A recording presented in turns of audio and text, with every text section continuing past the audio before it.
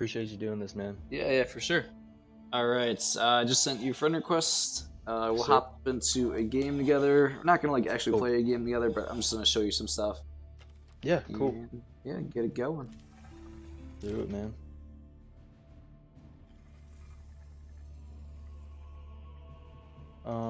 So I mainly play Roos. Mm-hmm.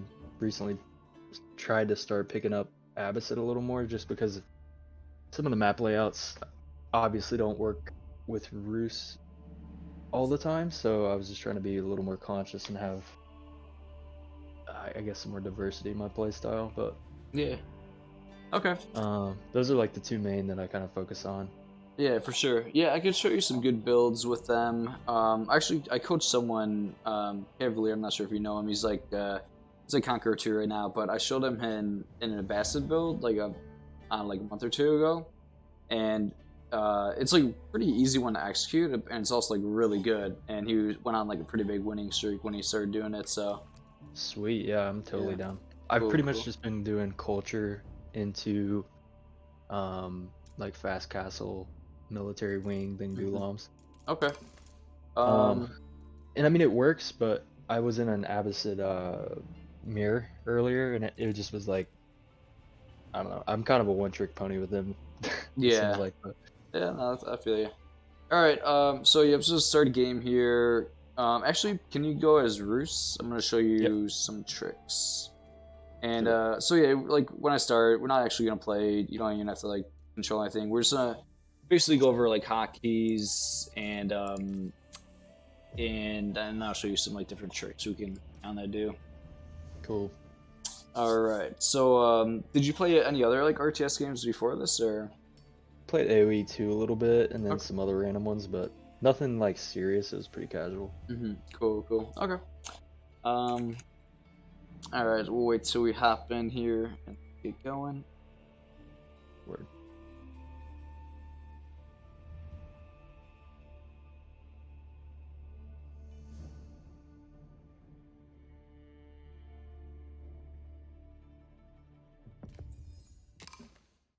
All right. So yeah, the first time I coach someone, I always like go back to the basics, like go back to the fundamentals. Even if like no matter kind of how good someone is, it's always good to like go back to the fundamentals Sure. and yeah, make sure their fundamentals are good. You don't want to have like shitty fundamentals and then build on bad fundamentals. So yeah, go back to the very basics basically. So yeah, we'll go over hotkeys right now. So I'm gonna explain. I don't know, if you use hotkeys or not, or how much you do, but I'll kind of give the general rule of thumb, and then we'll go into seeing like, what you use basically. Cool. Okay, so general rule of thumb is, you probably have like use your right hand on the mouse, right, to control the mouse, and then your left hand is on the keyboard. Yep. All right, yeah. So yep, that's for most people. I don't know if it's different if someone's left-handed, but anyways, so yeah, so your left hand is gonna be on like the left side of the keyboard, kind of where like Y is, like YWER. So there's basically a general rule of thumb that like you want all of your hotkeys to be on the left side of the keyboard or at the absolute like furthest, the middle of the keyboard. You don't want to be using hotkeys on the right side of the keyboard because then your hand would have to be like moving like from the left side all the way to the right side. So Sure. Yeah. yeah, so like for example, you don't want to press Q and then be like pressing P when where your hands going from one side of the keyboard all the way to the other side. Right. Yeah, so that's kind of just general rule of thumb. And then um, yeah, general rule. And then yeah, you basically want to use hotkeys for everything, like as much as you possibly can. So do you use like a hotkey to train villagers? Yeah. Hotkey to train villagers. I hotkey my production buildings, eco Hmm. buildings, town center, all that stuff. Okay. Do you use Q to train villas or? Yep. Q. Oh, okay. Yep, that's very important. And then do you have a idle vill hotkey? Um, I don't. I don't really use it. I just click on the thing in the bottom normally. Okay, I would say you should start using an idle vill hotkey. I would say basically the three most important hotkeys are like maybe like training villagers, selecting your town center, and an idle villager hotkey. Okay. So Yeah, I would recommend you use Idleville Hockey. I actually use like a mouse button. I use a mouse button for a couple keys. Um, some people like that. It works really good for me. Um, or I don't know, you could use a key that's easy to press, like spacebar or I don't know, something that's just easy to press. Sure, And sure. then, so when you click on the banner, I'm actually kind of curious how it works since you just click on the banner. But so say like if you have your screen just in the middle of the map and you click on the banner to go to your Idle Villas, does it jump the screen like to the Idle Villagers? Yeah, yeah. So it Okay. centers the screen on, and you hmm can click it multiple times and it cycles through.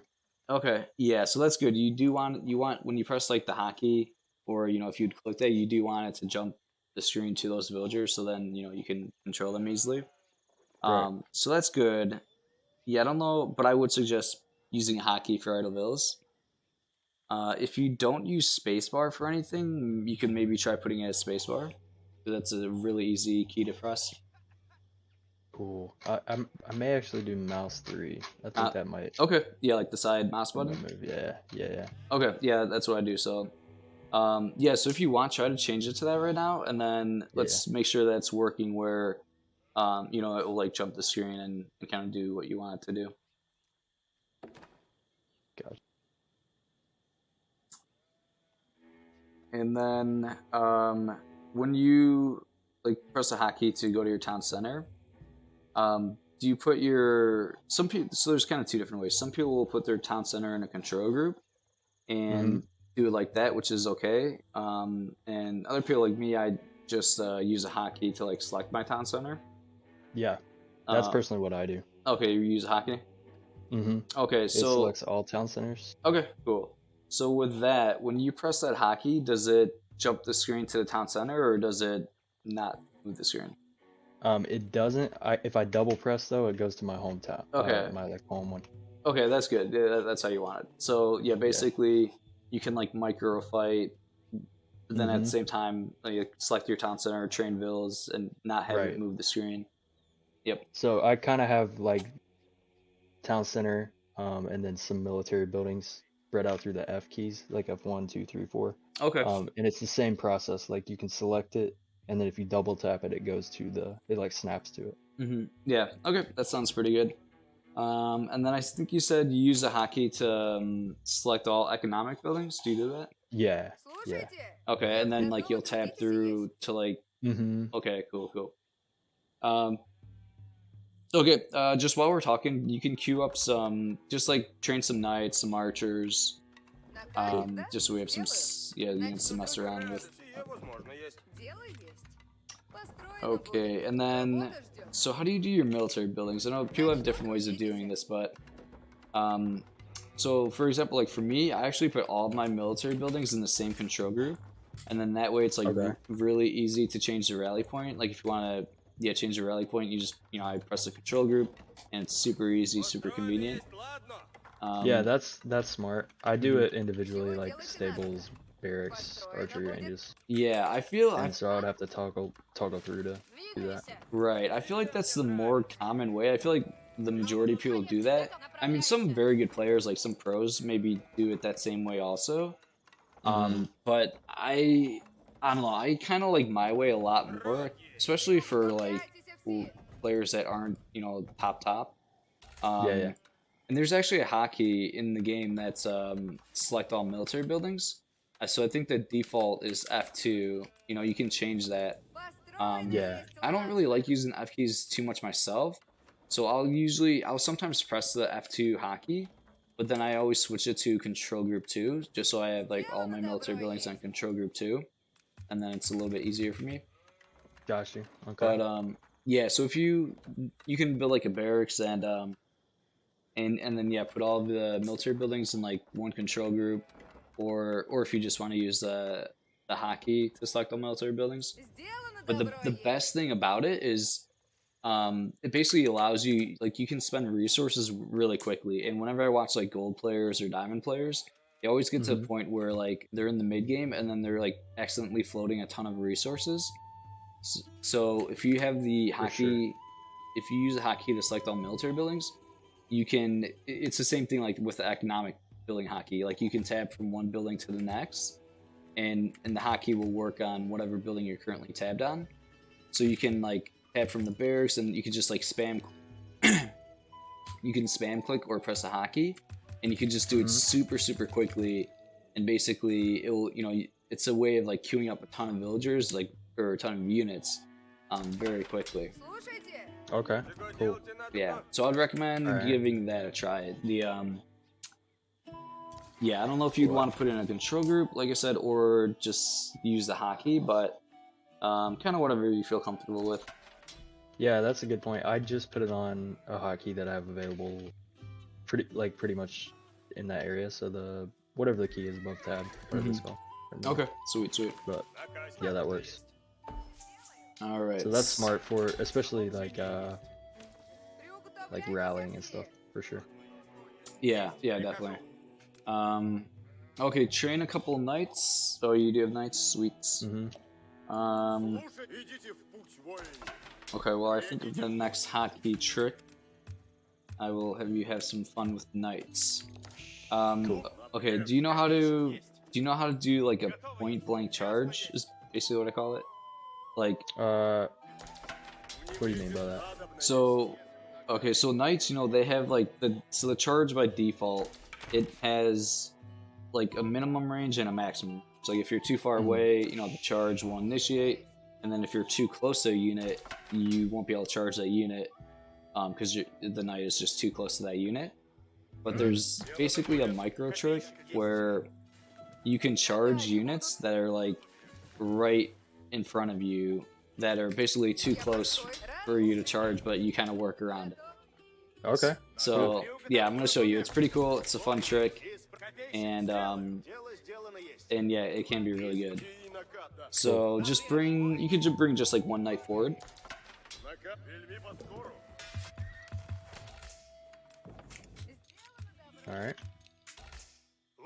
All right. So yeah, and just don't attack my units yet, but I'm gonna show you. You can put like stand ground or something. Okay, here, try to make it easy demonstration. Okay, so move your knight like a little bit closer. Move the knight like really close to the first archer. Okay, and then you can just maybe run like back and forth, but don't attack. So basically what you're gonna do is you're gonna attack the second archer. You're gonna attack the archer that's further from your knight. So try to attack that. You could just try to click on him right now. You see what? Oh, interesting. And Wow.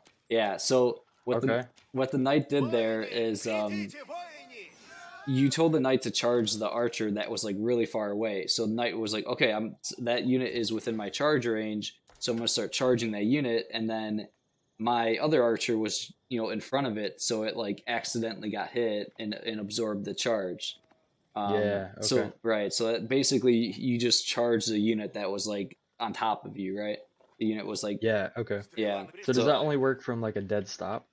Or No. does that work from, like, I was just nope. It works like kind of however. Yeah, I was just trying to make it kind of easy to demonstrate, but yep, you can try it again. Yep, you want to just move your. So should I stop before, or you want me to No, you don't running? have to stop. You can just do whatever. Alright. Just like if you want to feel like yeah. So I mean, right there, you might Yeah, I just missed you. Cool. Oh yeah, perfect. Yeah, so it's a really fun one, especially like you can use that to get like villager kills. It's really helpful, especially in like early game, like if you're playing as, especially with like friends, but if you're playing as Roos and I don't know if you open with like a fast knight, and sometimes the villager will be running away, and yeah, and you can use that to kill the vill, and then actually let me kind of show you another situation. And another thing is, so when a knight actually starts charging, it increases his movement speed. So Yeah. you can kind of use that as a trick, like you can kind of initiate the charge, even if your knight's like really far away from the vill. You can just like start charging one of these vills, and just to kind of get the knight there quicker, and then he just kind of closes the ground a bit quicker. So Yeah. Okay. yep. And then this is actually one trick that I like kind of sadly just started doing myself. Like I guess I essentially didn't even know about this, but this is another trick I guess I kind of learned from Moosron. But so with the spearmen have the spear wall ability, and there's a cooldown to it. I don't know why it actually took me forever to learn this one, I guess, but okay, so you're gonna charge the spearman, and you're gonna see the spearman like go on one knee or whatever and do like the spear wall brace, and Yeah. yeah, and like so if you would continue to charge, your knight would charge the unit and then take like no damage. So actually just let him charge. Oh, okay. Yeah, wait, hold on, let me delete Gotcha. this one. So I'm sure you know, but we'll just have your knight just tank the charge. Yeah, last time I checked that, so your knight's gonna do 0 damage to my spearman. Wait, Oh my God. back up. It's all good. That's fine. Yeah, so if the spear wall works, I believe the spearman will take 0 damage and stun your knight. Mm-hmm. So Yeah, and you get stuck. yeah, and it's really good because the spearman also takes 0 damage on them. So so I'm gonna have one So of your. how do you do that with the spearman then? Well, so with the spearman, that it actually just happens like by default. Like if I was just AFK with the spearman would Yeah. just do that. But I'm gonna show you a trick with back up with the knights real quick. So I'm gonna show Yeah. you a trick with the knights, where you can like work around the spear wall. So the spear wall has a cooldown. So what you're gonna do here, I'm gonna have you charge with your knight, and then when my spearman goes into the spear wall stance, you're gonna back up and run back a little bit, and then you're gonna go back and charge the spearman again. And the spear wall ability will be on cooldown, so you'll be able to charge him. Oh, okay, got you. Yeah. So, all right, back up, yep, and keep back up more though, so you can get because I think you're in the minimum charge range. So do another charge. Then. Yeah, yeah. Okay. So let me delete this got one. you. Yeah, because I think the whole thing with this is the spear wall ability I think it has like a really long cooldown, but the knight charge has like a short cooldown. Okay. Yeah, so you can try it again here. Yep, and then boom, just back. Oh, Oh. yeah, it's got me. The range is pretty far on the spear wall. So Yeah, it is. That's crazy. yeah. I'll just delete this one And back. do it again.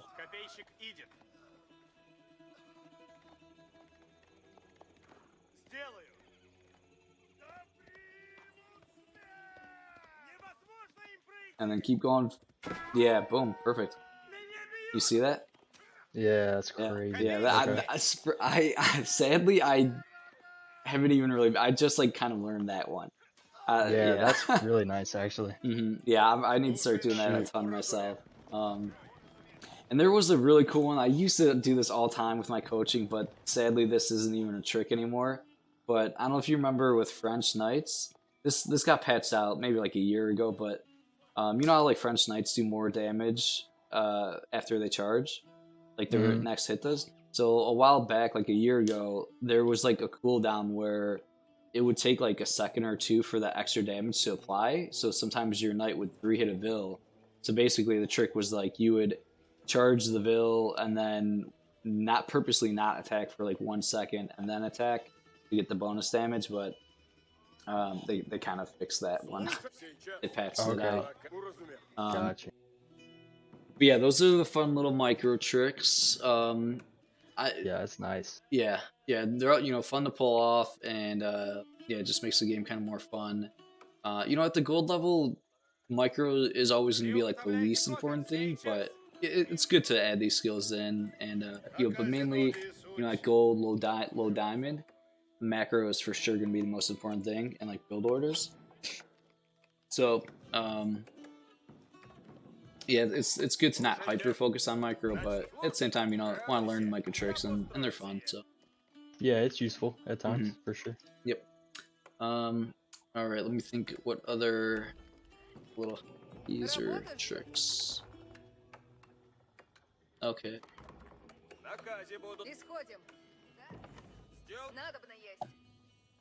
All right, I'm gonna have you pull some knights. I'll show you in a second. So I'm gonna build this. This is gonna be like a realistic situation where. Okay, I got a couple. To show you. Okay, so I'm gonna make a situation where Basically, I'm going to be on hunts with these villagers that are building this one fortress. Mm-hmm. So you can just grab like 3 knights. Yeah, use like just 3 knights. And I'm gonna finish building this first. Okay, so this is gonna be like a realistic situation where, say, like your opponent is gathering from a boar, or he's gathering from hunts, and he builds a tower right next to the location. This is gonna be a situation where you're gonna basically try to kill my villagers without losing knights. And this is like extra important if you're playing as French, because like French can always heal their knights, but even as Rus. So basically, we're gonna play like a little mini game here. Basically, try to kill my vills without taking damage. And so I'm gonna, like, as soon as I see you start charging me, I'm gonna go ahead. You can just try to kill my vills, right? But don't lose your knights at the same time. So I'm like, oh shit, I see you charging me. And then yeah, just back. So right here, don't charge there. I would say like just back up. So kind of the main thing here that I'm trying to illustrate is even if you don't kill a vill, like causing idle villager time, it can be really beneficial. Sure. Especially at the somewhat lower rank. So, and you never know if your opponent's gonna be paying attention to the villagers or if he's gonna slip up. So say like you can try to charge them again. And then say like I don't notice right away, and boom, you get a kill off, like perfect. Now just back up, get out. So obviously in that situation you want to stay and kill 1 or 2 vills, and then you can charge again. But say your opponent's like super on top of it, and like he garrisons in advance, just back up. Like yeah, right there, you could have even backed up a little bit sooner. But yeah, Gotcha. It's essentially like as soon as you see the vills, like basically the goal is to kill villagers but take like as few arrow hits as possible. And it's like, okay, if the guy's sleeping, he's not paying attention, like you could have stayed a little bit, yeah. So it's just kind of playing around that. Like even if you kill 0 vills, but you force the player to like continuously put villagers in the tower, you're going to be causing a ton of idle villager seconds. So yeah, it can be really good if you see someone on hunt or on a boar. For sure. Got you. Okay, and then grab like 8 of your villagers and move them to the hunt that's like in the north part of the map, and then also pull 1 of your scouts with them. So I'm going to show you another trick. This is really good with like all civs, kind of especially with Rus, but really with all civs. So sometimes you'll have hunts that spawns like close to a boar, and if you ever have that spawn, it's insanely good. So this is a perfect example. We're playing on Dry Arabia. The map, this is, so the boar, your boar spawned like really close to your hunt. So what I'm gonna have you do is you're gonna attack the boar with your scout, and then you're gonna lure the boar back, and you're gonna kill the boar like on top of the deer, like in the middle of where the deer are, and you're gonna use your villagers to kill it. So so you can maybe back up with your vills a little bit so they don't get attacked too soon, but yep, and then back up, back up as kind of as much as you can, and then attack the boom. So and then it's good to play around with this. So you can kind of learn, what is the like the boar has a maximum leash range. It won't chase you across the entire map, so you can kind of play around with that. You probably could have lured it a little bit closer. Sure. But this is like really good. Like imagine if you like just build it, like you can drop a TC here. Like, or just build like even if it's a hunting cabin, but like like look how insanely OP this town center would be. Oh yeah, dude. Yeah, and this is it's not like we didn't even this is just a normal Dry Arabia map, and you got like this standard spawn. Yeah. So like the boar has 2,000 food. I think a deer pack has like 2,400. I think just a little bit more than a boar, but if you can kill a boar like on top of hunt, it's super strong. Heck yeah. And so kind of anytime you kill a boar, it's good to lure them. Like so, you can take a look at my scout, like the other boar on the map, way in the south. So in this situation, I could have pulled it closer to the boar, but You know, in this situation, I kind of got unlucky, and I don't really have that good of a boar spawn. But uh, I would still lure this boar to some degree because, um, like worst case scenario, say you have a really bad boar spawn, you can always like right now it's really far from my town center, so it'd be like really hard for me to defend. So at the very least, I could attack it, and at the very least, I get it just like closer to my TC and like easier to defend. Um, Yeah, yeah. yeah, for sure. hmm And Plus, then right there, it's close to the gold too. If you need right, exactly, yeah. something And else. then Yeah. yeah, maybe boom, exactly. I could do something like this, drop a TC like that. Mm-hmm. Yeah. So anytime you can pull a boar, yeah, it's super super valuable. Beautiful. hmm Okay, those are a couple of really good tricks. I'm gonna grab some water real quick, and Yeah, then do your thing, man. yep.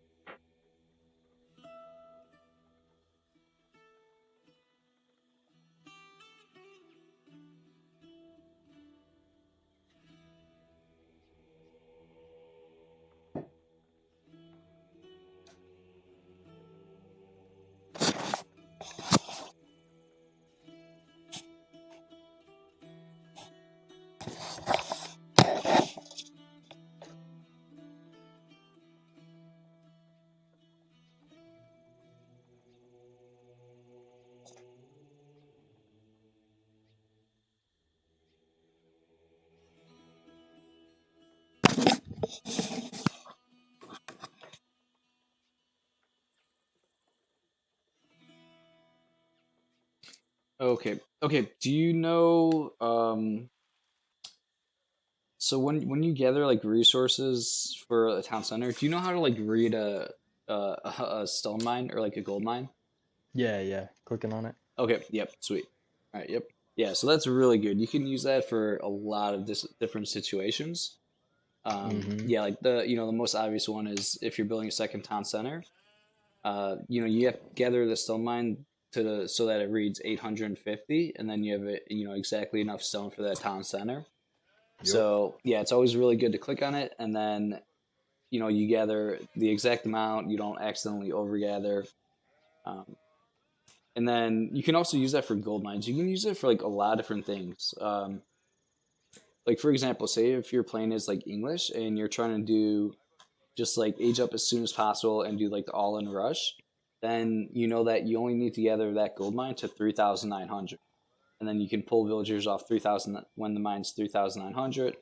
You have enough gold age, and then you just do a full out rush.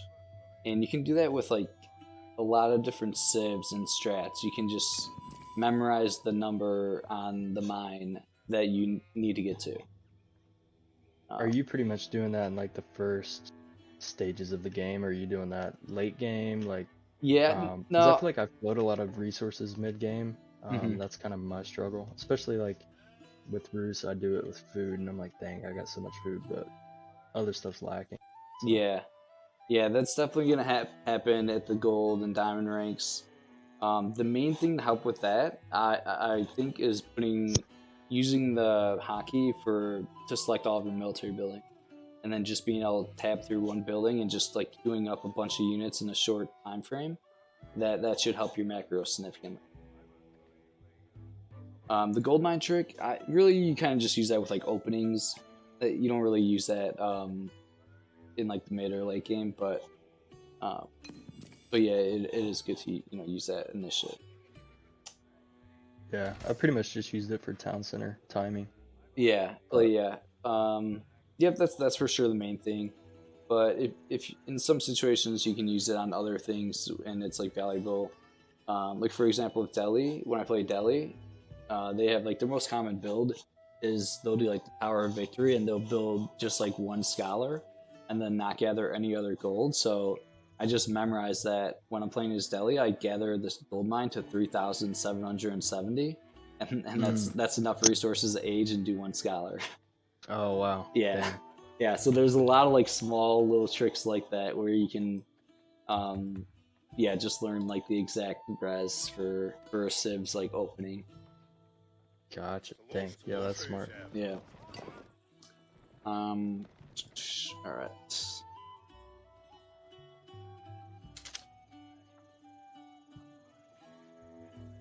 So what control groups do you use? Normally I go 1 through 4 or 5. 5 is pushing it, but Okay. So what's like? what were you gonna say? Sorry. No, that's fine. I was just say like, so what's like your control group 1? I pretty much only do that for military units, because I have the buildings on the F keys.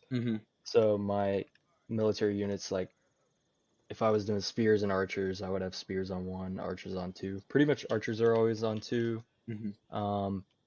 Occasionally I will split and do like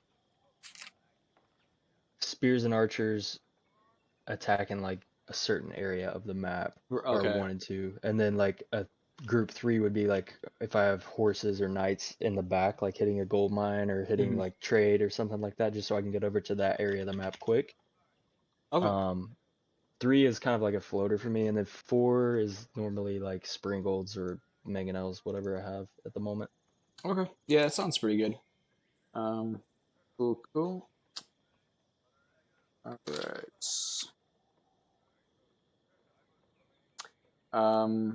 Okay, so you play a lot as Roos. Do you train a scout from your town center, or do you not at the start of the I game? normally go from the hunting cabin. Okay, yeah, I would say I think that is the new meta. It used to be that you would train a scout from the town center, but I think I don't know, a couple patches ago they made the hunting cabin build quicker. So yeah, now it's probably more beneficial to just only train like 2 scouts from the hunting cabin, and yeah, that way you don't lose the bill. Yeah. I'd normally have 2 build the hunting cabin, the rest on sheep, Okay. and then Yep. kind of go from there. Yeah. Yep. Sounds good.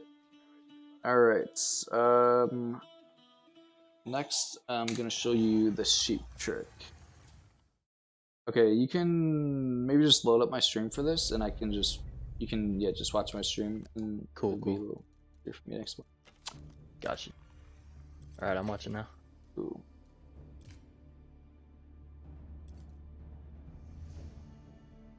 Yeah, this is probably good. So this is something I just do like literally every game, no matter what civ I am. I'm basically just gonna hop into a random rec, and I'm assuming I'm gonna have some pretty good examples of it here. So basically, when you're scouting, there's a couple different things with like scouting and returning sheep.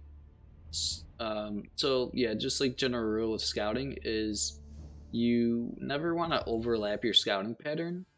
And by the way, my stream's probably gonna have a slight delay, but that's okay. Yeah, so you never want to like overlap your scouting pattern, right? You don't want to have your scout like scout one part of the map and then just go over that same spot because the scout's like essentially kind of idle then.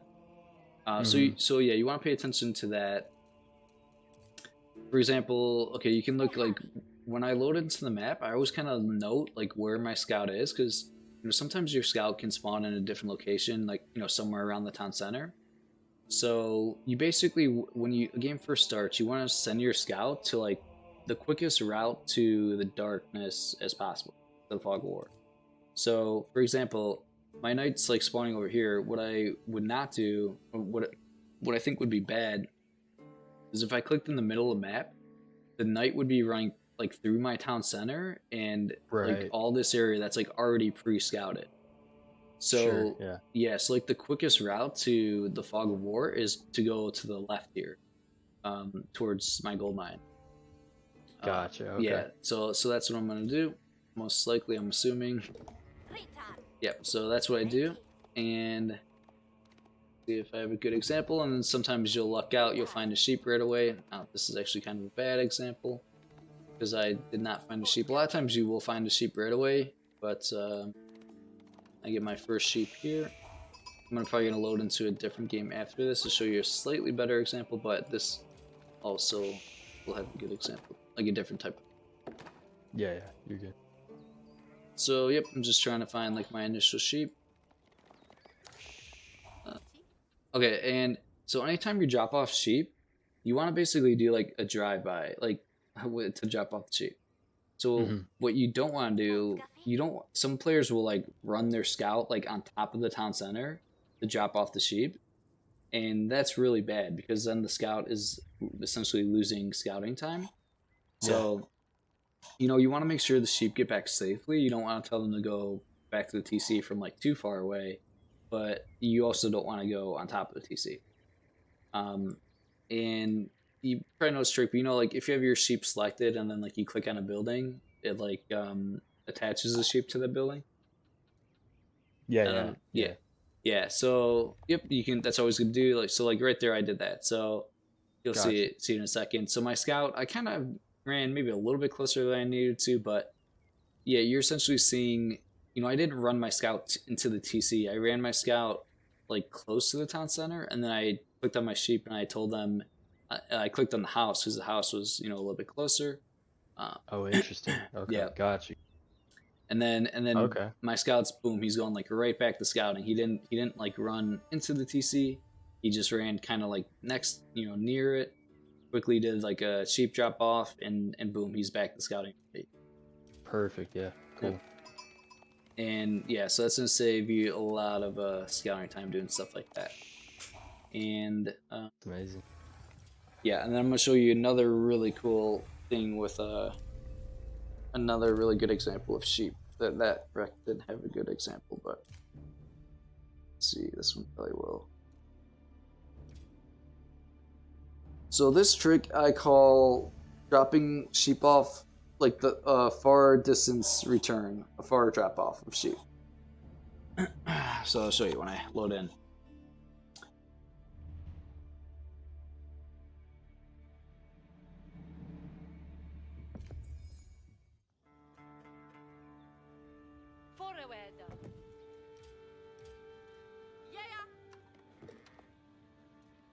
This might actually not be a good example either, but okay, let me get a different pack. So sometimes when you send your scout on like initially just leaving the base initially, a lot of times you will find sheep like right away. Yeah. But sometimes you'll be unlucky and you won't get a sheep right away. So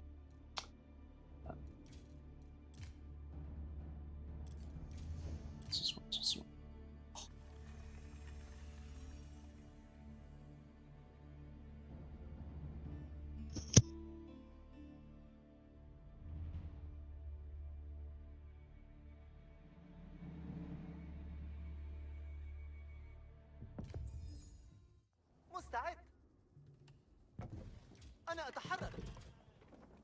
Okay, here's a pretty good example.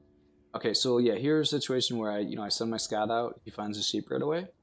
So in this situation, the game just started. We're at like 10-second mark, and there's no way my opponent's scout is going to be like near my base. So in this situation, I'll like return my sheep to the town center from like really far away, just because I basically know that the opponent's scout is not going to be able to won't be able to like intercept the sheep. So yeah, I'll basically do what I call like just a really far drop off. This one wasn't really a really far drop off, but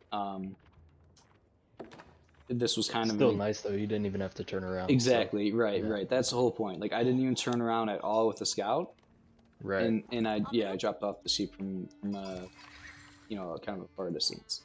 Heck yeah. And so there used to be a thing in the game like a while back. If you like had if you had a sheep and you told the sheep to like go back to your town center from like really far away, it used to like you would lose the sheep. It would like return to like Mother Nature or whatever. Like you would lose the sheep. But I don't know when, but at some point that actually changed. So now you can tell sheep to like go back to your town center from like super far away, and you'll never lose the sheep. Unless if your opponent takes the sheep. Gotcha. So Okay. yeah, so it's a really good trick to utilize. Like so, for example, you'll see this sheep like over here. Say if I like sent my scout over here, I would send this sheep back. Oh, okay. Yeah, so sometimes you'll sometimes like start the game, and when you do that first initial, like leaving your base with your scout, like say I'll find a sheep like right here. I'll find a sheep like right here sometimes, and I'll send the sheep like to walk back to the town center by itself from like this far away, which it seems like it's super far away, but when you do this at like 10 or 15 seconds, there's an extremely small chance that the opponent's scout is going to be able to steal it, and it's super nice when you can basically just return that sheep and continue scouting and not lose like any scouting time. Yeah, that's great. hmm So yeah, that's a really really good trick to mix, especially with roost, because I'm sure you probably run into the issue where, um, with roost you're always trying to like kill hunt, but Yeah, you also have to chop off sheep at some point. So most roost players, yeah, you'll have like your villagers go idle, like if you forget to chop off the sheep. Um, yup. yeah. Always got to keep tabs on the scouts and stuff, and it's a lot. Yeah, yeah, definitely. Well, speaking of which, this was an interesting game I had the other day. I don't know if you remember. I wouldn't recommend doing this as Roos, but well, this won't Oh, even. that's crazy. Yeah, yeah, yeah. There was a meta where this like emerged. People started doing this like a year ago, and for a while it was like super super popular. People would like chop in all the way through, and then build their hunting cabins like this, and Oh, wow. and they would get like insane gold gen. And it really What's he? fell out Does of it the show what he's meta. getting? Yeah, 15? it used to be better because I think this got changed in the most recent patch, where basically they actually patched it out, but yeah, they uh, made a patch because of this, because before it used to just depend on like how many trees are around your hunting cabin, and if Right. there were a lot, you'd get insane gold. So people you started doing this all the time with Roost, and back on that previous patch, this probably would have been like 40 gold a minute or like something super high. But now Wow. they made a change like a patch or two ago where I forget like exactly how it works, but basically like every tree, each tree is kind of like less significant. It's kind of weird, but um, there's like a limit. It's not like as severe as it was previously, where like if you had a ton of trees like this, basically you could get like an insane amount of gold. It kind of like adjusted how it works. Interesting. Yeah. Okay. But yeah, yeah, definitely interesting to I see don't this. super depend on those for gold. I mean, it's like Mhm. pennies at this point, so I just kind of like put them as close as possible. But Yeah, yeah, definitely. that's interesting. Yep. Um. All right.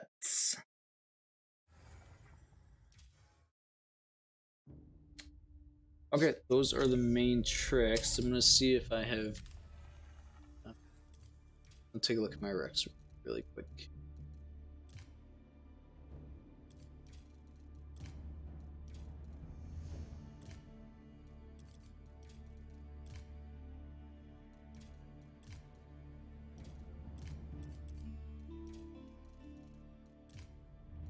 So anytime I'm playing versus a Roost player, I always like babysit the boars, because Roost usually they like to go on boars really early. So I'll always like have my scouts basically watching the boar that the opponent would take, and then like say I see the Roost villagers walking towards that boar, I can use my scout to attack the boar once and then pull the boar like to the villagers.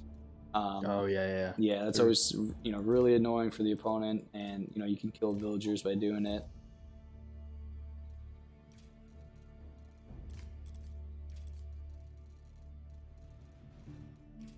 All right.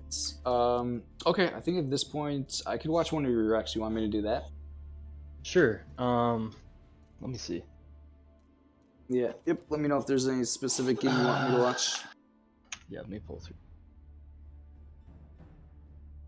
Make sure I'm sharing stuff. Yeah, I feel like lately I've been floating one game away from being plat one, and then I just trash it somehow. And Mm-hmm. I can't tell if it's like purely a roost thing or I'm just screwing up or what, but that's why I started adding Abbasid in a bit. Let's see. Sharing my history now. Yep.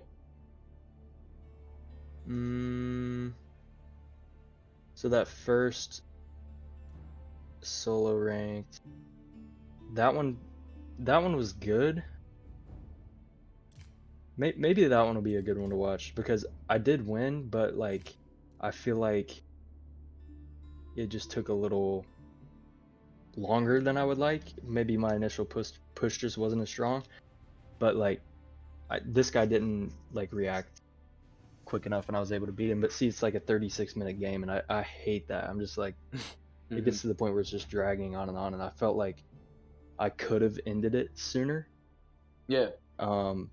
And that like 15 to 20-minute range is kind of where I just start losing steam, and I can't tell if I should like when I should like keep attacking, when I should just like honestly it's just like macro problems, like understanding his position and like knowing when to push, when to do this and that. But that one would be good. The one below that is an Abyssid Mirror.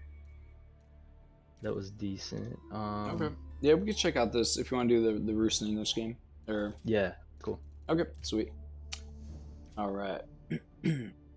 So yeah, just general rule of thumb before like hopping into the game. Yeah, main things you really want to focus on. I mean, this is just me kind of speaking to anyone like below diamond rank.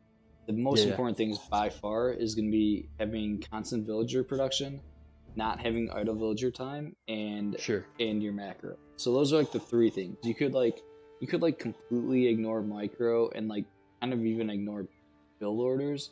If people just like hyper focus on improving their macro, their idle town center time, and their idle villager time, you'll like improve drastically because those are the main three factors. Yeah, that's great. I think this one I went 1 TC too. Can't remember, but yeah, I agree. I try to keep an eye on my timeline at the end of the game and make sure like the villager count thing is as smooth of a line as possible and there's no like dips in it. That's something I've been working on the past couple weeks. So yeah, good for sure. All right, so yep, good standard opening here, doing hunts and cabin, and then house, and yep, doing up a scout basically immediately. Very good. Normally I split one villager off there and do the lumber, and then I'll bring the house back in. But yeah, so you're saying, yeah, like on the initial route where like the scout left the base, it would have been really nice like if you did find a sheep, you know, like this would have been a good example. Like say you found a sheep like right here, yeah, it would have been really nice to just tell the sheep to walk back by itself, and then have your scout just, you know, still beeline in it. Gotcha. Yeah, that would have been nice. Because I think I curl him around and then like cut through the TC a little bit to drop this off. Yeah, like even this right here is a good example. You could get this sheep and tell the sheep to go back. Oh yeah, and then this is the last sheep trick that I just remembered. So another thing is that sometimes when you're scouting, so this is a perfect example right here. The scout or the sheep is within the line of sight of the scout, where obviously we can see the sheep, but it's not within like the attached range or whatever you want to call it. Like this sheep isn't, you know, automatically getting attached. So, you know, when you're in age 1, you want to like, you know, make sure your villagers are distributed in the correct locations. You know, you get your initial macro set up, but then once like you kind of have that settled, ideally you want to be like watching your scout as much as possible. You want to have the screen looking at your scouts as much as possible, because things exactly like this will happen. And say like if you were looking at the scout right now, then you could just redirect it, move it a little bit closer to the sheep, and, you know, pick up the sheep, and you know, then you got sheep. Because so there you kind of did luck out where it was close enough to your scout that it did get attached. But he was like right on the edge. Yeah. Sometimes there will be a sheep that's like right here where you can like barely see the sheep, and it won't get attached, and then like, you know, your scout will just run right past it. So that's another hotkey I have is tabbing through scouts, especially as Roos. I can just hit a button and it just taps through how many scouts I have. Because sometimes I'll go triple scout, or I go double scout every single time, but sometimes triple, and it's nice to just have that hotkey. Yep, yeah, that's good. I would recommend doing triple scout, like basically exactly what you did this game. Yeah, it's just train 2 from the hunting cabin.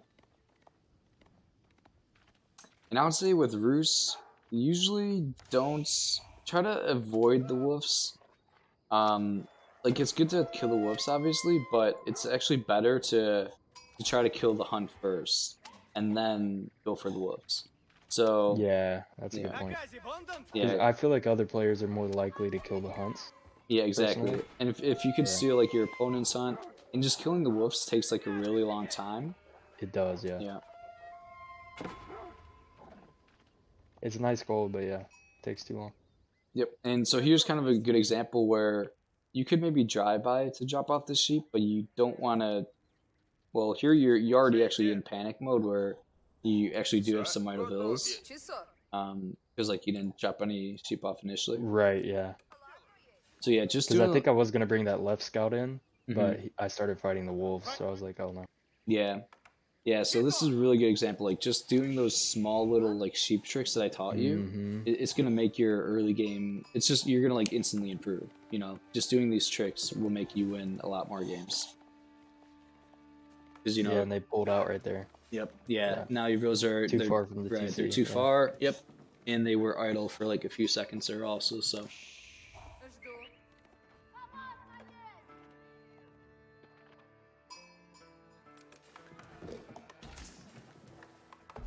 And then if so, basically with Roost, if you get a lot of bounty, you basically always want to try to get wheelbarrow in age 1.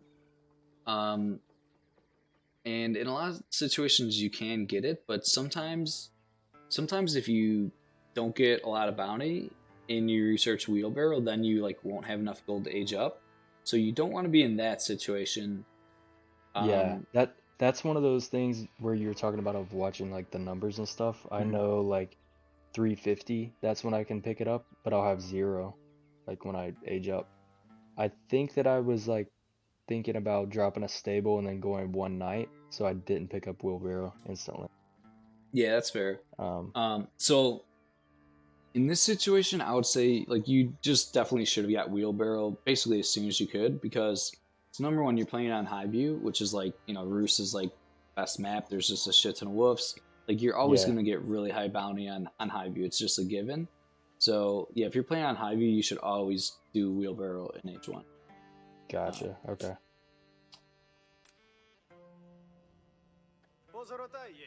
and then yep, you always want to have obviously a game plan. When you load into a game, you see like, oh, what's the matchup? Okay, it's Roos versus English. What am I going to do versus English? Right? You always, of course, you just always want to have a game plan. Right. Um, Never want to just like completely wing something, unless if you're like testing builds. But yep, this is good. Doing a Kremlin. Yeah, it's a new meta. I put it there because kind of encapsulates that lumber camp, and it also guards the gold there to the left a little bit. So that was the idea for the placement there. I guess I could have placed it to the right as well. But Yeah, so it's a little interesting because there's no like obvious place to place the Kremlin. Like a lot of times you might have like hunt spawn over here, and you'd like place it by the hunt, but like your hunt spawn back here. So this is kind of a Kremlin where there's not like an obvious place to put it. I would say sure. the places where you would maybe put it is you could have placed it right here, like, and then if you want to protect the stone mine, say like you want to do fast second TC, you could have Mm-hmm. placed it right here, and then it would have protected the stone. It kind of cut off this location. That could have been pretty good. But if you don't want to go fast second TC, this is also pretty good. I would have maybe moved it closer to the gold. I don't know how much, closer. Obviously, you want to have like this lumber camp within the radius. Right. But yeah, this is kind of in the middle. This is pretty good. Because yeah, like the gold didn't spawn closer. Yeah, it's kind of Um, far from the TC. yeah, there's no like obvious place to put this. So this is pretty reasonable, but yeah, that's a decent spot. And yep, just playing versus English. So you always like want to scout your opponents, of course, and yeah. So English has like a couple different builds, right? They have what I call is like the as soon like ASAP rush, where you're just rushing as soon as possible. That would be where English. This is what I always do when I scout for English. So if you see the gold mine is at 3,900, then that means they gathered exactly enough gold to just age up. And so if they did that, then there's basically two things they're doing. They're either dropping in bears and they're training a bunch of units to rush, or they put villagers on gold, or they put villagers on stone, and they're just trying to get a fast second TC as soon as possible. Or in another situation is, say they could keep villagers on gold, and if they do that, then they might be doing like economic rush, where they get eco upgrades first and then rush. So yep, just scouting your opponent, seeing what's up. Yeah, it makes sense.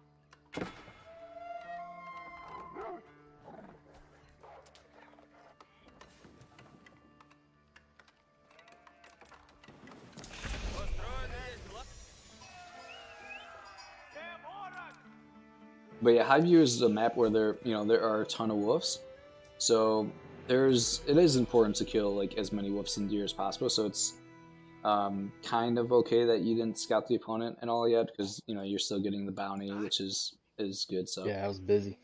yeah, exactly. But yeah, definitely good if you can, or at least when you get a chance, peek in. Like is this guy doing a fast second DC? Is he gonna be sending longbows at you right away? And so this is the type of thing where, so kind of generally, it's better to play like greedy. Yeah, it's better to play greedy than offensive. I mean, kind of just general rule of thumb, I guess. But especially with Rus, like the Kremlin, basically the Kremlin's like pretty OP at the moment, where it's incredibly difficult to be aggressive versus Rus, because basically all of their resources are like extremely safe for a very long time. Like for example, they have a town center, which is just super strong. Like town centers are very strong in H2. You don't want to put your units within TC range. And then they also get the Kremlin, which is like insane, at defending the villas. So generally when you're playing Rus, it's best to be like, and also they get the militia. So even if like somebody makes knights, or like, knights to kill your villas early, you have like the militia to defend yourself. So yeah, the new meta like with Rus is it's better to be like super greedy with Rus. Basically you want to like just build a fast second town center, or like rush your eco upgrades, get like all of your eco upgrades, and delay military buildings. Okay. So like right here, this is good. This is like hurting you a lot. Like you just spent 300 resources on 2 military buildings, and like you're not. I don't know. Like you don't need them to defend your villas. I would much rather see you get like, you could have double broad axe right now. You could have wheelbarrow. You could maybe go onto this hunt. You could get like survival techniques or horticulture. Or you could just be like gathering for a second TC.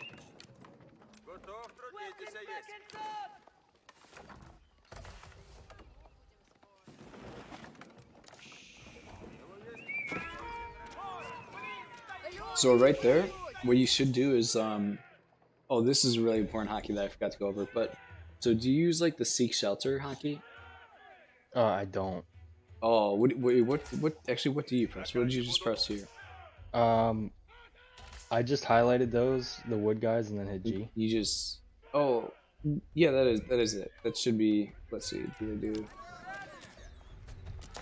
let's see if they go back the way I'm expecting. Okay, and then how do you, see what you do to return them?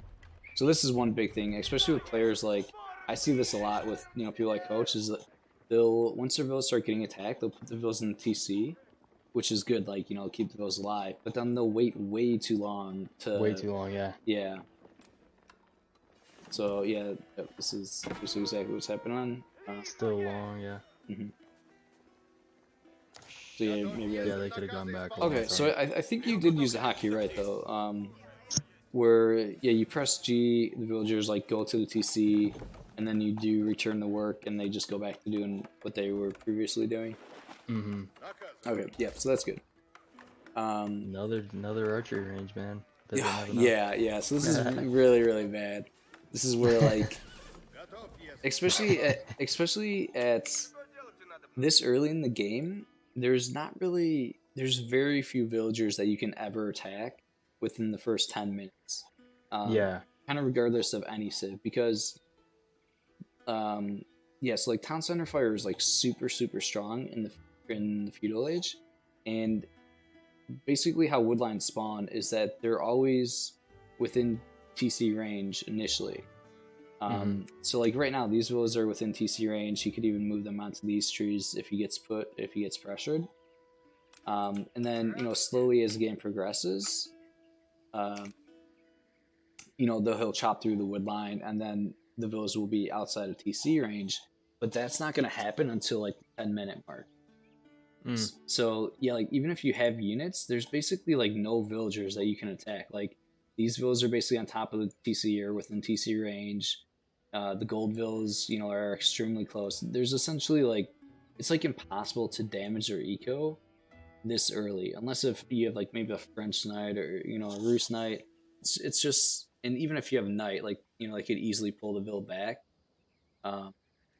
So yeah, like this early in the game, there's just very few villagers that aren't extremely safe, which means like you're having a lot of military units is just kind of bad for the most part. Yeah. Yeah, I see. And yeah, there was one situation, especially with no upgrades. Yeah. Yeah. Yeah, you don't want to build blacksmiths too early. That's like a whole nother thing, but yep, this is good to go on hunt. And then yeah, so I meant like eco upgrades, but yeah. Oh yeah. And yeah, so there was one situation where the longbows, when they were like standing right here, and they were like barely within range of your town center. So what you should have done right there is you should have selected all. You had like 10 villas on sheep here. You should have selected all of them and pressed them to seek shelter. So they would hop in, the TC and add more arrows, and basically you could have killed like the 4 longbows like for free. Gotcha. That was kind of my like mindset behind the knight, is just to have it ready for him sending like that exact spec that he sent over is like 4 longbows. So just to have one knight to be able to counter that. Yeah, that's not like a bad idea, but it's kind of unnecessary. Like the Kremlin wasn't in the best. Usually the Kremlin would just protect your villas. The Kremlin was kind of in a semi weird spot, so it couldn't exactly do that. But you could have maybe even just called like the the militia to to push back the longbows.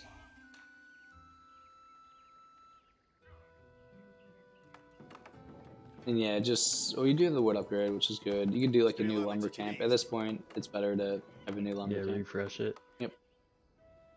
Survival techniques. I think I do in a second, actually. Oh, and then this is another perfect example where you have your hunt right here, and the boar's over here. So yeah, you could try to like kill it, lure the boar, and then kill it like right here. And then imagine if you did build like a TC right there, that'd be like like another like god TC spawn.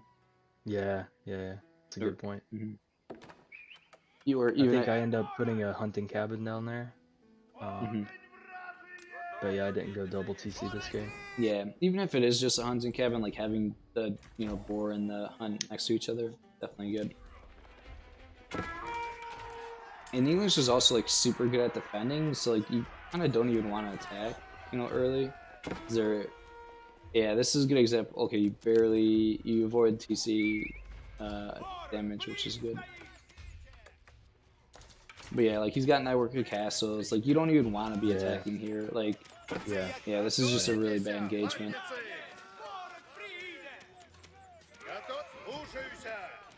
Oh. Yeah, like it would be way better if you just like had a second town center right now, or like more eco upgrades. True. Yeah, it's a good point.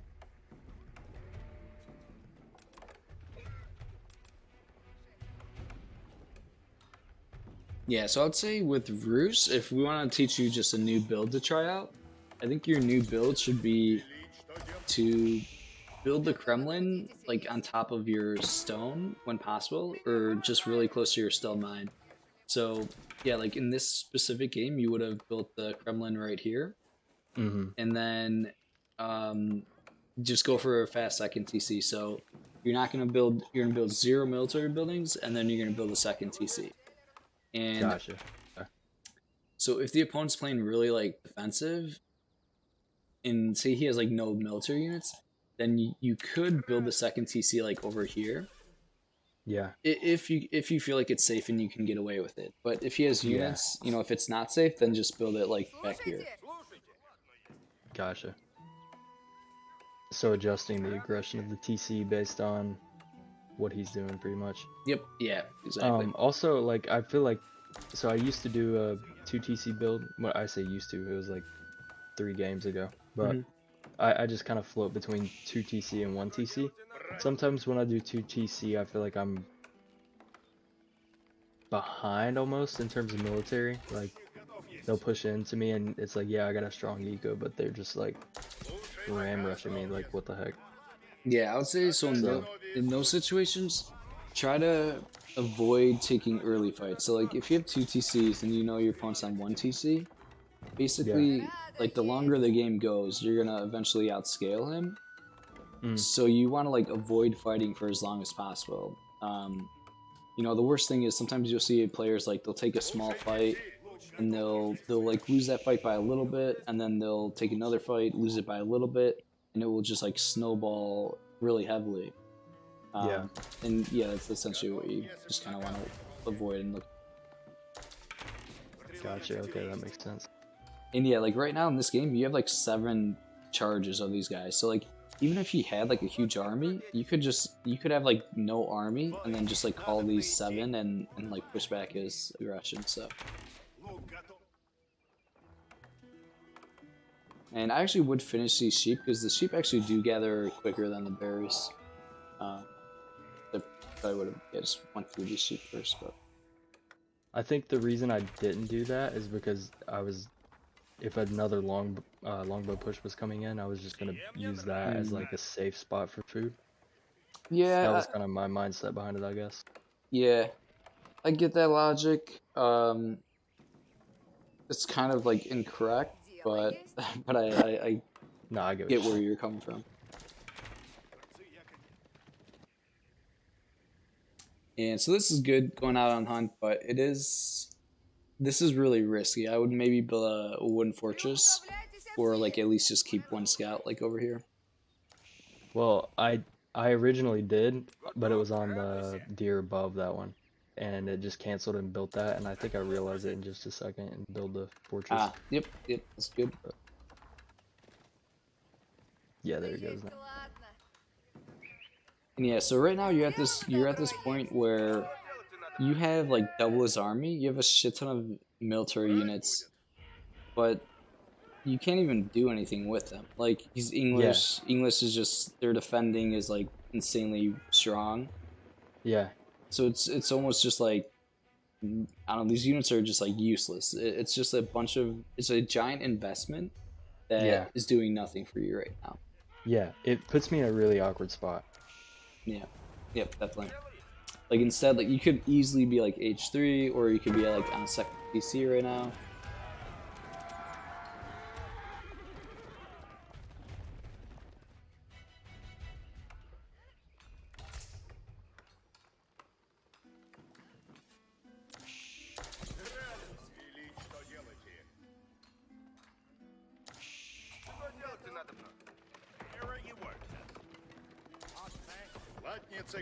I think you did have scout with these knights earlier. I think the scout died. Yeah, I was just gonna say it is nice to try to keep a scout with the knights, but yeah, I think you just lost them earlier. Yeah, and I sometimes will forget to build another one late game, like later. If my 3 die, like initially. Right. Yeah, and I mean, you could be trying to attack with these archers. There's not really much to attack, but... Yeah, exactly. Yeah. But yeah, like if you're gonna be aggressive with these knights, you should also be aggressive with these archers, because Yeah, yeah, I mean you good actually point. could probably do some damage. Uh, I just feel like like playing this. I felt like I was in an awkward spot of like he had the men at arms. I didn't really have an answer for that. Um, and everything was so close to the TC. It was kind of rough to get through. So yeah, I think I went Rams here, maybe. yeah, it's really bad to ram push in English. Like, yeah, I mean just attacking in English early is never ideal. Actually, What would do you do instead then?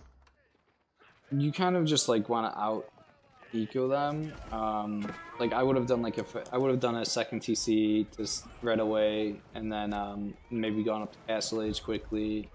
But Hmm. I would have done a fast second TC for sure. Um, this is actually a decent response, like doing dropping markets here, because trading on Highview is actually extremely good with the corner market. Yeah. Um,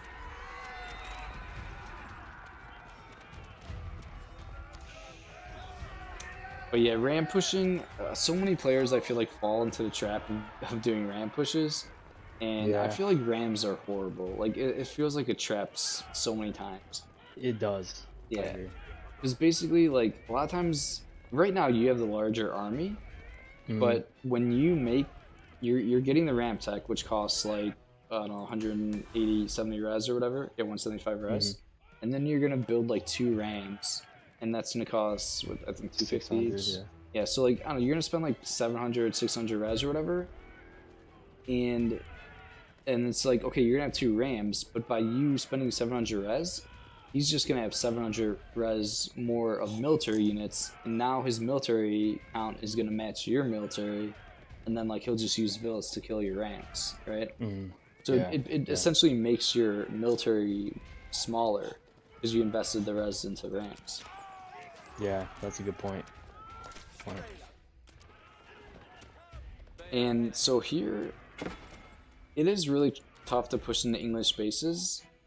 But like okay, in this exact situation, if you did want to be aggressive, the best thing to do would be to attack whatever you can that's furthest from his town center. So basically, what I would do is I would move my army right here, and I would kill both of these stables, and I would try to attack like the villagers on like these three furthest farms, and I would like kind of have my army camping like sitting like right over here, Mm, mm. and then maybe even and like poke these wood villas here. But yeah, basically you'd be trying to attack while like avoiding this TC range. I think I actually go up there and Yeah, do yeah, exactly what you yeah. said, which is crazy. Perfect. Um, Good instincts. yeah, right. And But this is where the Rams came out. Like I think I make two, yeah, and then one tough thing and is then like it just ends up getting wiped out. yeah, And then it's I tough just because go castle and yeah. So this is a bad example. It would have been good like moving your army here, but then you could have had your knights attacking the stables, and then like the archers, you know, shooting the units here. right, The right. Rams really are a big trap here, which is Yeah, yeah really bad for you. And then yes, yeah, it's unnecessary. It seems nice at the time, but yeah, I get what you're saying. yep. And here he's kind of forced to take a fight, which is kind of not going to be too bad of a fight for you, but actually it's maybe a good fight for you. And just make sure your attack moving, because you do use attack move or Yeah, I do. okay, yeah, good. And yeah, you always want to like pay attention to your calves, because sometimes like even if you attack move, sometimes you might notice like your cav are like running around a lot and not attacking. Yeah, So you want to like basically issue them a new command, so they're not just like running around. Like they were running around a little bit too much in this fight here. right. Yeah, the backside and stuff. Mm-hmm. Another good thing with range units, basically, for the most part, you always want to have them in line formation. It's really good. Okay. Yeah, because basically just allows more of them to attack. And yeah, it's like you're investing into a ram. Now this guy's Yeah, like army count is like kind of matching yours. I could have honestly pushed down to the right down there with the horses. Yeah, it just kind of got. Yeah. This isn't too bad of a fight, but yeah, just engage with the knights. You're being a little too passive with the knights. Yeah, yeah, you're being too passive with the knights. Like here, just attack. Like he only has a couple Yeah. spears. Um, you know, with the micro, you obviously want your knights to avoid the spearmen, but at the same time, you want them like fighting. You don't want to run too much with them where they're just not doing any damage. So at some point, you gotta just like full send it. And, yeah, just get your there you go. Okay, and then so another micro trick is, I wish I paused it a little bit sooner, but so there's the attack move which basically everyone should use, which is very good. But then I also use the stop command sometimes for micro, and so this one's a little bit trickier to use because so if you press stop, like say like I have this knight right here and I press stop, you know, the unit will just stop in its place. But if there's units within that unit's range and you press stop, then the knight will like stop, but then just like go on to the unit next to it. It will just like you basically tell the unit to stop, and then it just like goes to its default behavior and like attacks whatever is closest to it. So for example, like here, just like a second ago, you had like you attacking with knights, they were good, they were attacking, which was good. But then there was a brief period where you had like 4 knights just like kind of running back and forth doing nothing. So in that situation, if there's units like right on top of the knights, you can press stop, and then they'll just like stop in a blink of an eye, and then they'll like just go back to attacking units. So it kind of just like really quickly redirects them and like fixes their micro. Gotcha, makes sense. Yeah, that's smart. I've never really used that. Yeah, it's probably not super commonly used, but like you pay attention to try to start using it, but like pay attention to it because yeah, like sometimes if you don't use it correctly, it can be like a trap and it might hurt you. But if you kind of learn how it works, it can be very beneficial in circumstances. Like, okay, here's a good example. So you saw this one knight right here. You saw it was like right here, and then it like went like this, and it kept running. So if you would have pressed stop right here, it would have stopped, and then it would have been like, oh shit, there's a unit on top of me, and it would like attack that archer. Gotcha. Okay. And yeah, see, it's like, and the other thing is, if you ever, so the reason why this knight is doing this, you see how much he danced around. Yeah. If he's not doing anything. Yeah, he did literally nothing. So this happens sometimes where this was probably a right-click command. It could maybe be an attack move. Yeah. But say like you right-click on this archer right here. That's like he's in the middle. What the knight is gonna do, he's gonna try to attack that archer like for forever. So he like ran around like this. He's like, fuck, I can't get to that archer in the middle, and he's basically just gonna do laps like forever, even and just essentially never attack. So if you ever notice like your units are doing that behavior, you can just press stop command and they'll start attacking. Yeah, that's smart. That's smart. Yeah.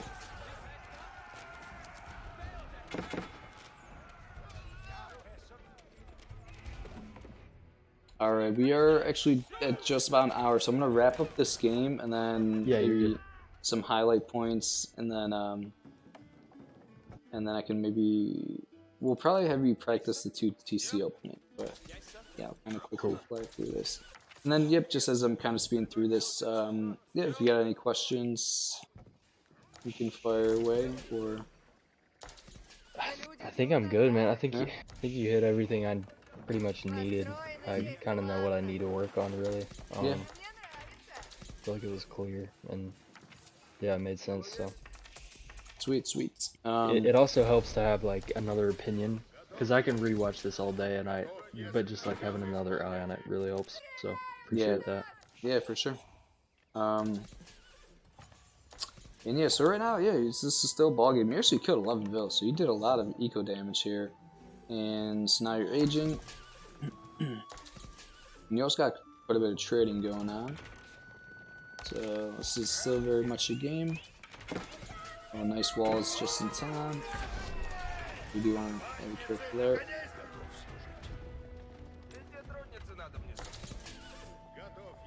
Alright, so you do hit Castle Age, and usually, like, as soon as you hit Castle Age, the most important thing is, like, to get your upgrades. So, yeah, I don't think you're upgrading your knights right now. Yeah, so you don't want to forget your upgrade. Okay, you're good. You are upgraded. That's good. Even the archers, you can, like, upgrade the archers. Tribunes.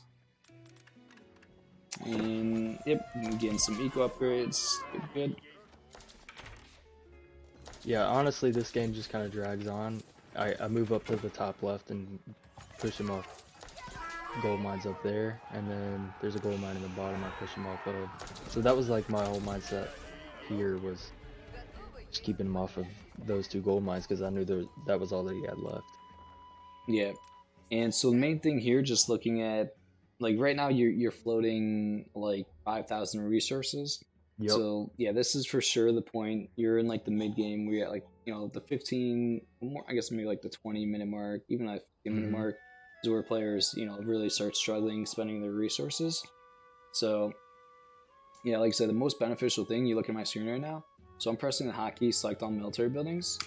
Yep. All of your military buildings. This is what I would do. I would just click like this and tab through. And I would right now I'd be queuing up like units super quickly. Compared to like before, say you're doing like, oh, I'm pressing the hotkey to, you know, select both archer ranges, and then I'm clicking archers, and then I have to press the hotkey to select all stables, and then it's just so many more clicks. Compared to this one, and then also just changing the rally point, super convenient. Yeah, I think that'll be helpful. Yeah, for sure. And yep, you're aging here, so it kind of fixes the macro, which is fine. And yep, you can try to be a little more active, like just train some more scouts. Scouts are always like, very good. For sure, I gotta get better at that.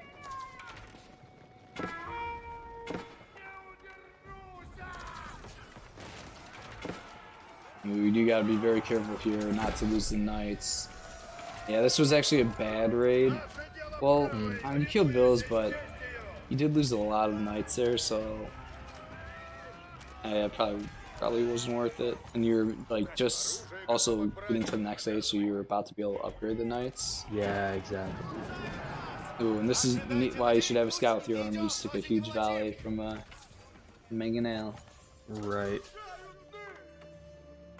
And then you can build this landmark's good. Yeah, this was pretty good building this landmark, but you know, you could still build a church, pick up the relics, capture some sacred sites. Yeah, that's a good point. I've never really messed with that much, but I think I've used it a few times when playing against HRE, because like denying relics and stuff with them. Oh yeah. Other than that, I'd never really played with it much. Oh, the wait, what do you mean, the other landmark, or? Oh yeah, the church, well, whatever it's called though. Right. Yeah, I mean, both landmarks are good. Like, I think the high trade house in this situation is good and maybe the correct one to build. But so even if you build a high trade house, you can still build just like a regular monastery. Yeah. And then just pick up the relics, you know, like that. I think I do build some in the south. I don't know if they're up yet, but no, it doesn't look.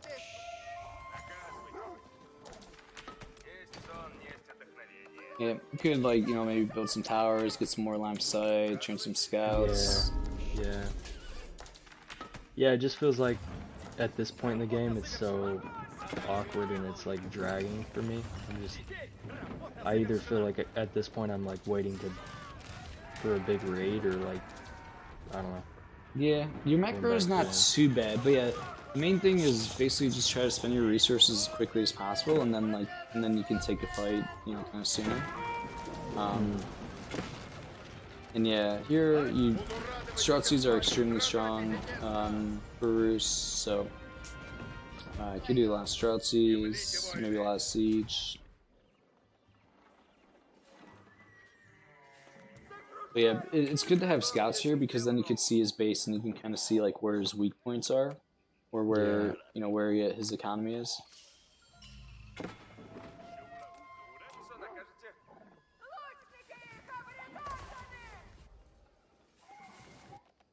Yeah, I think that's one of my bigger weaknesses is scouting, which Hmm. is odd because I mostly play Roost and I don't figure it out.